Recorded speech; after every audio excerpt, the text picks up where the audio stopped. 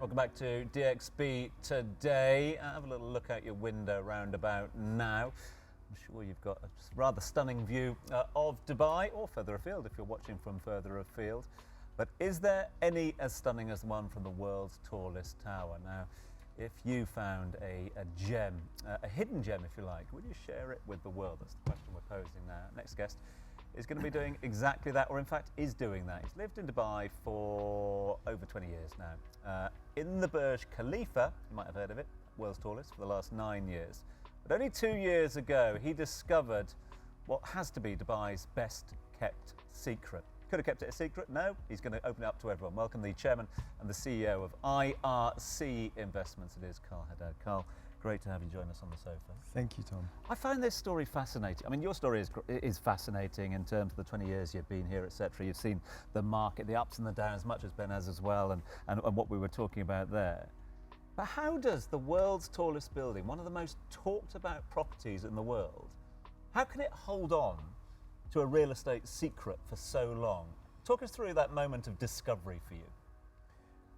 So I've lived in the Burj Khalifa for 9 years. Yeah. And about 2.5 years ago, out of the blue, we find out about this vacant, absolutely breathtaking asset.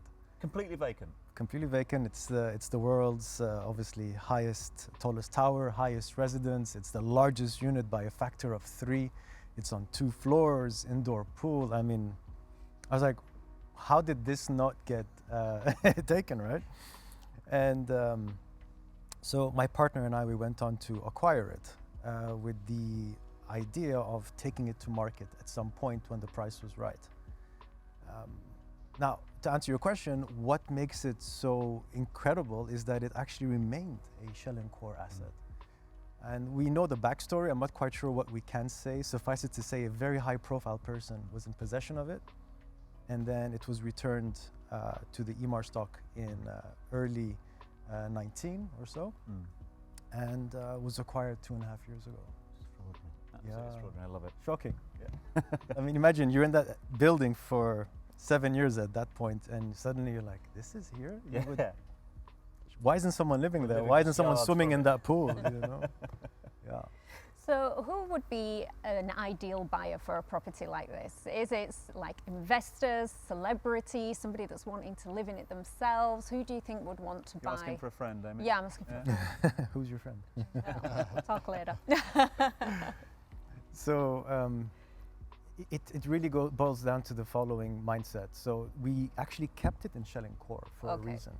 We recognize the context that anyone in the ultra high segment would want to have his own canvas. He wants to paint it his way. For me, I wouldn't, as a married man with 2 children, I wouldn't do what a single man would do who's a celebrity, right? If you're a Muslim, you might want to put a small prayer room or a majallis. The way you would put the his and hers. For my wife, maybe 50 shoes is sufficient. There's a walk-in closet. For someone else, that's, you know, it's just for the flip-flops. Yeah. Point of story, I believe it makes sense to either an end user who chooses it as a second home, and or as an investor who recognizes the fact that it's still shell and core, which allows him the increment in value by simply completing the asset. So if you were to spend, say, another $7 to $8 million on it, you take this $50 million asset to a valuation of 85, 90. But for that, you would also have to have the bandwidth to recognize you need about 18 months to complete. And of course, if a celebrity does it, then it's another level, because then you've got the people who want to own it because of who owned it prior to him. Yeah. The bragging rights. You already have bragging rights. Yeah. You know, the largest penthouse in downtown. Incidentally, the first master development to be completed in its entirety. Okay. So on every level, it makes sense. So Carl and I know each other for 19 years. We're good friends. Right? And I've actually been to the penthouse. It's breathtaking. It's beautiful. I mean, I think it's not only the best trophy asset in the UAE, but arguably it could be the #1 trophy asset worldwide in the world. So I've been to the Burj. A lot of people haven't been to the Burj Khalifa. Let everyone know why the Burj Khalifa is so special. Good point. Thank you. Yeah. So context. I lived there when I was single. I lived there when I was engaged. I lived there when I was married, and obviously now with 2 children. And in every segment of my life, it has fully served the needs of that person who I was and who I am today. 2 years ago, perhaps a good way to answer your question, 2 years ago, my son was still in the belly, he was popping out. I told my wife, why don't we get a villa with a pool? And she goes to me, are you dumb? We have it all here. So downstairs we have everything from 2 tennis courts, a basketball court, a fully loaded indoor and outdoor nursery for the kids. And in the building there are 300 children between the age of 1 and 7. Wow. It's crazy. You walk in there and all the parents call you Baba. It's like a community. Right. It's probably the most securitized residence in the world. Safest and most secure building in the world, right? I think you need an access code to enter the building itself. Correct. Indeed, one of my friends bought a 2-bedroom unit and uses it as a safe for his, he's in the gold and diamonds business. Yeah. But you're miles away from the shops, aren't you? They're miles away, aren't they? There's no shops around you at all. Millions of miles. That's a great point when you have a child. Okay, allow me context here as well. So when you have children and you live in another community, I would definitely say that Burj Khalifa is the closest thing you have to, let's call it European living, where everything is a walk away. Yeah. Right? You, in the summer, and it can be quite hot in the summer, you can't walk with your kid outdoors. And when you have young kids, they need to be walked 2-3 times a day. So we have an air-conditioned tunnel into the mall. You have 300 restaurants or more. You got the cinemas, 4 or 5 playgrounds, 2 massive outdoor parks, the fountain show.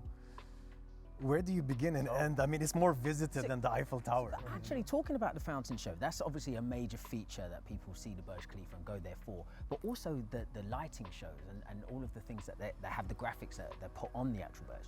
How does that affect residents? How is that a thing? Is that a thing when living there? Good question.